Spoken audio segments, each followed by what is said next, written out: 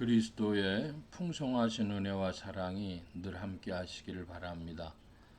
오늘 이 아침에는 예레미야 32장 16절로 35절 생명의 삶 큐티 9월 16일자 말씀이 되겠습니다. 조금 말씀이 깁니다만은 먼저 제가 쭉 읽어보겠습니다. 16절입니다. 내가 매매 증서를 느리아의 아들 바룩에게 넘겨진 뒤에 여호와께 기도하여 이르되 슬프도소이다. 주 여호와여, 주께서 큰 능력과 펴신 팔로 천지를 지으셨사오니 주에게는 할 수 없는 일이 없으시나이다. 주는 은혜를 천만인에게 베푸시며 아버지의 죄악을 그 후손의 품에 갚으시오니 크고 능력이 있으신 하나님이시오 이름은 만군의 여호와시니이다. 주는 책략에 크시며 하시는 일에 능하시며 인류의 모든 길을 주목하시며 그의 길과 그의 행위의 열매대로 보응하시나이다. 주께서 애굽 땅에서 표적과 기사를 행하셨고 오늘까지도 이스라엘과 인류 가운데 그와 같이 행하사 주의 이름을 오늘과 같이 되게 하셨나이다. 주께서 표적과 기사와 강한 손과 펴신 팔과 큰 두려움으로 주의 백성 이스라엘을 애굽 땅에서 인도하여 내시고 그들에게 주시기로 그 조상들에게 맹세하신 바 젖과 꿀이 흐르는 땅을 그들에게 주셨으므로 그들이 들어가서 이를 차지하였거늘 주의 목소리를 순종하지 아니하며 주의 율법에서 행하지 아니하며 무릇 주께서 행하라 명령하신 일을 행하지 아니하였으므로 주께서 이 모든 재앙을 그들에게 내리셨나이다. 보옵소서. 이 성을 빼앗으려고 하고 만든 참호가 이 성에 이르렀고 칼과 기근과 전염병으로 말미암아 이 성이 이를 치는 갈대아인의 손에 넘긴 바 되었으니 주의 말씀대로 되었음을 주께서 보시나이다. 주 여호와여, 주께서 내게 은으로 밭을 사며 증인을 세우라 하셨으나 이 성은 갈대아인의 손에 넘기신 바 되었나이다. 그때 여호와의 말씀이 여호와에게 임하여 이르시되 나는 여호와여 모든 육체의 하나님이라. 내가 할 수 없는 일이 있겠느냐. 그러므로 여호와께서 이같이 말씀하시니라. 보라, 내가 이 성을 갈대아인의 손과 바벨론의 느부갓네살 왕의 손에 넘길 것인즉 그가 차지할 것이라. 이 성을 치는 갈대아인이 와서 이 성읍에 불을 놓아 성과 집 곧 그 지붕에서 바알에게 분향하며 다른 신들에게 전제를 드려 나를 경노하게 한 집들을 사르리니 이는 이스라엘 자손과 유다 자손이 이에로부터 내 눈앞에 악을 행하였을 뿐 아니라 이스라엘 자손은 그의 손으로 만든 것을 가지고 나를 경노하게 한 것뿐이니라. 여호와의 말씀이라. 이 성이 건설된 날부터 오늘까지 나의 노여움과 분을 일으키므로 내가 내 옆에서 그것을 옮기려 하노니 이는 이스라엘 자손과 유다 자손이 모든 악을 행하여 내 노여움을 일으켰음이라. 그들과 그들의 왕과 그의 고관들과 그의 제사장들과 그의 선지자들과 유다 사람들과 예루살렘 사람들이 다 그러하였느니라. 그들이 등을 내게로 돌리고 얼굴을 내게로 향하지 아니하며 내가 그들을 가르치되 끊임없이 가르쳤는데도 그들이 교훈을 듣지 아니하며 받지 아니하고 내 이름으로 일컫는 집에 자기들의 가증한 물건들을 세워서 그 집을 더럽게 하며 흰놈의 아들의 골짜기에 바알의 산당을 건축하였으며 자기들의 아들들과 딸들을 몰렉 앞으로 지나게 하였느니라. 그들이 이런 가증한 일을 행하여 유다로 범죄하게 한 것은 내가 명령한 것도 아니요 내 마음에 둔 것도 아니니라. 16절로부터 35절까지 긴 말씀을 제가 좀 읽어보았는데요. 이 본문의 말씀이 이렇게 긴 적이 좀 드물죠. 그래서 그런 의미에서 첫째 읽어봤고 중요한 건 몇 가지만 좀 짚고 넘어가려고 합니다. 첫째는 성경이 하나님의 말씀이라고 하는 것입니다. 하나님의 말씀인데 하나님의 말씀은 축자 영감설이라 그래서 성경 한 글자까지도 하나님이 영감하셨다 그럽니다. 자, 그런데 그것이 기계적 영감이냐 유기적 영감이냐 그런 얘기를 해요. 기계적 영감이라고 하는 것은 성경의 저자들이 하나님이 불러주시는 대로 기계적으로 받아 썼다는 겁니다. 이것을 이해하려면 종교상에 뭐와 같으냐 하면 그 무슨 무당들이 신들려 가지고 뭘 받아서 쫙 적는 것처럼 적었다는 이런 식이 되겠습니다. 유기적 영감설이라고 하는 건 뭐냐 그러면 제가 어렸을 때 초등학교 1학년 때에 담임 선생님이 아이들에게 이제 글씨를 쓰라고 과제를 주고 반을 쭉 돌아다니십니다. 그러다가 글씨를 잘 못 쓰는 아이가 있으면 그 아이의 손을 붙잡고 가나 다라를 이렇게 같이 써주시는 거예요. 근데 걔 보고 쓰라 그럽니다. 그래서 걔가 가나 할 때 이제 잘 못 쓸 것 같으면 선생님이 좀 붙들어 주면서 끌고 가면서 글씨를 쓰죠. 그럼 그것이 그 아이가 쓰는 것 같기도 하지만 실은 그 선생님이 그 아이를 이끌어서 써주시는 거죠. 유기적 영감이라 그 성경의 저자하고 성경의 참된 저자이신 주님이 함께 쓴 것입니다. 그런데 그렇게 도와줬다고 하는 데서만 유기적인 것이 아니고 이 성경에는 사람의 말도 많이 들어가 있습니다. 오늘 본문 말씀에 보면 예레미야가 32장 17절 이하의 슬프도소이다 하면서 자기의 심정을 25절까지 토로합니다.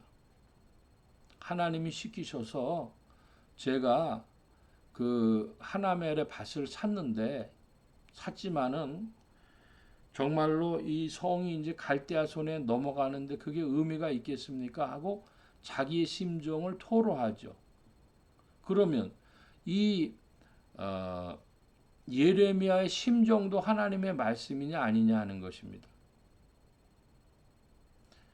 예레미야의 반응과 이런 것도 하나님이 다 유기적으로 들어서 하나님의 말씀으로 분배하시며 이끄신 것입니다.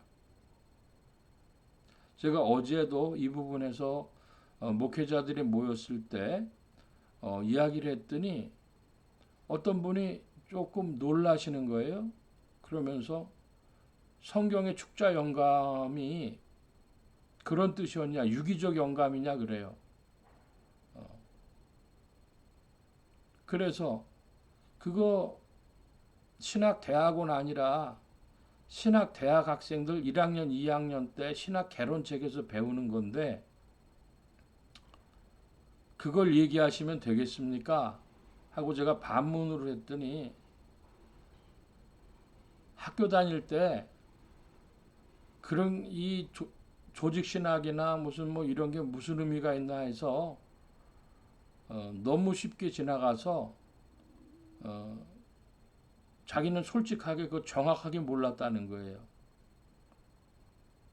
참 읽기 어려운 이야기죠. 그런데 그러면서 하시는 말씀, 일반적으로 한국교회 성도들은 성경이 하나님이 저자시고 성경의 저자들을 이끌어 영감을 주셔서 기록했다면 그 기계적 영감처럼 생각하는 사람들이 대다수 아닐까요? 반문을 하시는 거예요. 제가 생각하기에도 그렇게 생각할 것 같습니다. 그러나 그것은 성경에 대하여서 성령의 영감을 강조하는 것뿐이지만 쓰여진 구조에 대해서는 전혀 틀린 이야기죠. 성경은 하나님이 참된 저자신데 성경의 저자들을 들어 역사하시고 유기적인 영감으로 이끄셨고 또한 그 성경 속에 나타나는 인간들의 양심 혹은 자기의 심정의 토로 그것까지도 이끄셔서 기록해 하셨고 어떤 때는 이방인의 조롱하는 말까지도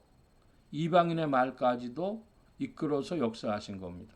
그러므로 성경을 볼 때는 하나님의 이 지금 주시는 말씀의 맥락이 무엇이냐 하는 것을 가지고 자세히 살펴야 합니다. 상고한다고 하죠. 베리아 사람들이 성경 말씀을 상고한 것처럼 우리는 성경 말씀을 잘 살피는 하나님의 원의, 하나님의 본뜻을 살피는 이들이 되어야 되겠습니다. 부모님이 자식을 나무랄 때 이놈 나가 죽어라 이놈 이렇게 부모님이 말한다면 정말로 그 자식이 나가서 죽으라는 게 부모님의 원이겠습니까? 너 큰 잘못했다 하는 걸 지적하는 이야기죠.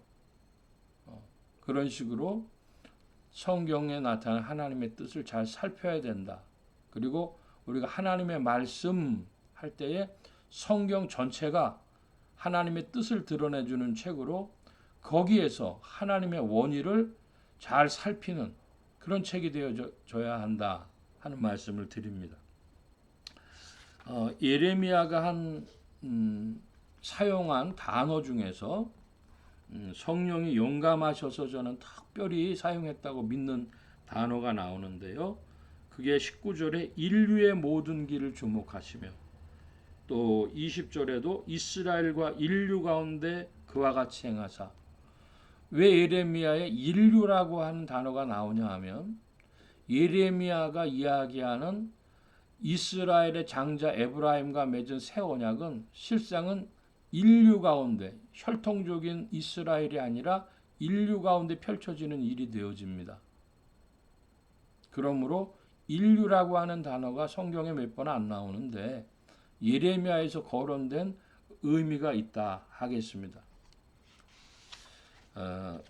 26절 이하에는 이제 하나님의 말씀이 예레미야에게 임하는데 하나님께서 예레미야에게 주신 이 본문의 말씀 중에서 주목해야 될 만한 것은 유대 사람들이 하나님의 법에 하나님의 원의에 벗어나서 우상을 섬기고 한 일로 흰놈의 아들의 골짜기에서 바알의 산당을 건축한 일, 몰렉 앞에 자녀들을 지나가게 하는 일, 이런 일로 책망을 받았습니다. 이것은 하나님의 엄한 징계 대상이 되는 것이죠. 여기 특별히 자기들의 아들들과 딸들을 몰렉 앞으로 지나가게 했다는 것은 불 같은 것을 그 인도에 보면 인도 힌두교 종교 요가 이런 데 보면 지금도 그런 일을 사용하는데 숯불 같은 것을 바닥에 쭉 깔아놓고 무슨 접신된 상태 같이 그 위를 걷는 것이죠. 그런데 발바닥이 되지를 않는 겁니다. 무당이 왜 구슬할 때 무슨 칼날 같은 데 위에 서는 거 있지 않습니까? 그런 식으로 그런 걸 보여주는데 자식들을 그 위로 걷게 하든지 자식을 거기서 죽입니다. 공양을 하는 것이죠. 그 왜 그런 일을 하느냐? 그러면 자기의 성공을 위해서 하는 거예요. 그러니까 자기의 성공을 위해서 자식을 죽입니다. 오늘날은 그런 일이 없을까요? 정략 결혼이라는 말이 있죠. 사업을 성공하기 위해서 자식들끼리를 결혼시키는 거죠. 부모가 자식을 이용하는 일입니다. 어떤 때는 아이를 자기가 원하는 대학에 집어넣기 위해서 아이를 조련합니다. 아이는 그걸 원하지 않는데 그 아이를 무조건 너는 의대를 가야 돼 하면서 조련하는 부모의 이야기를 들어본 적도 있습니다. 죽은 시인의 사회라고 하는 영화를 혹시 여러분 기억하시나 모르겠는데 그것도 비슷한 이야기죠. 그 가진 집 아이들의 사립학교인데 거기에서 부모네들이 하도 교육으로 아이들을 성공시키려고 못 살게 구니까 아이들 속에 있는 어떤 자유의 그 마음을 일깨워 주는 거죠, 선생이. 부모가 자식을 죽인다, 몰래카페 보내는 것은 결국 부모의 성공과 이런 걸 위하는 것인데, 그런 일들도 큰 징계의 대상이 되는 겁니다. 그런데 하나님께서 예레미야에게 주신 말씀 중에 특별한 부분이 있습니다. 이것은 31절 이 성이 건설된 날부터 오늘까지 나의 노여움과 분을 일으킴으로 내가 내 앞에서 그것을 옮기려 하노니. 이 성이 건설된 날로부터 그렇다는 거예요. 예루살렘 성이 왜 그럴까요? 이 성이 건설된 날로부터 오늘까지 나의 노여움과 분을 일으켰다. 이스라엘의 중심지가 예루살렘인데요. 과연 예루살렘이 이스라엘의 중심지가 맞는가 하는 질문입니다. 예루살렘은 어떻게 해서 예루살렘이 되냐 하면